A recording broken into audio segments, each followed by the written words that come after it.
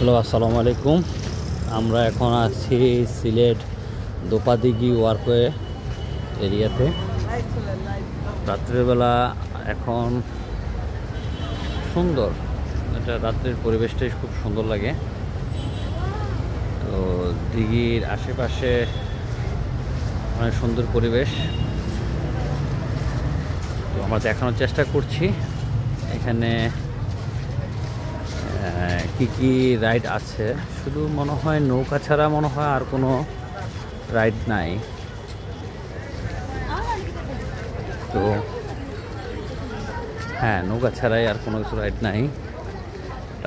Sylhet city corporation কর্তৃক এই ওয়ার্কওয়েতে তৈরি করা হয়েছে। এখানে ফুডিং কিছু দোকান আছে, ফুড কোন এরিয়া। হ্যাঁ, এখানে আবার ফুচকার দোকানও আছে।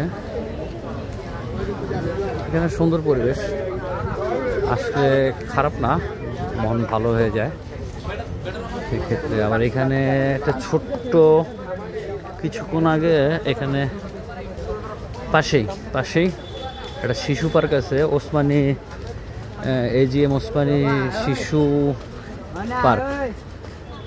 এখন বন্ধ আছে, অনেক রাত হয়ে গেছে, এখন প্রায় 9টা সাড়ে 9টা বাজে। এই কারণে বন্ধ হয়ে গেছে। আজকে আবার বৃষ্টি হয়েছে, তো যার কারণে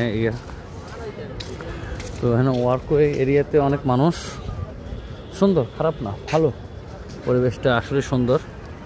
যে কেউ আসলে এটার জন্য মর্নিং ওয়ার্ক অথবা ইভিনিং ওয়ার্ক হাঁটার জন্য সবচেয়ে উপযোগী।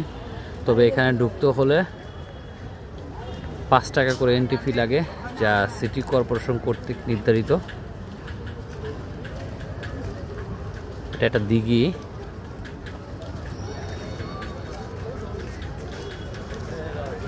এই দিঘির মধ্যে ওয়ার্কওয়েটা করা হয়েছে, বা আমার মনে হয় ঢাকা শহর বা এর আশেপাশে যত বড় বড় দিঘি আছে, যদি এরকম ওয়ার্কওয়ে করা যায় তাহলে অবশ্যই সুন্দর হবে, পরিবেশ সুন্দর হবে। এবং আমার মনে হয় যারা তৈরি করবে, যেমন সিটি কর্পোরেশন অথবা এলজিডি অথবা অন্য কোনো সংস্থা, তাহলে ওরা লাভবান হবে বলে মনে করি।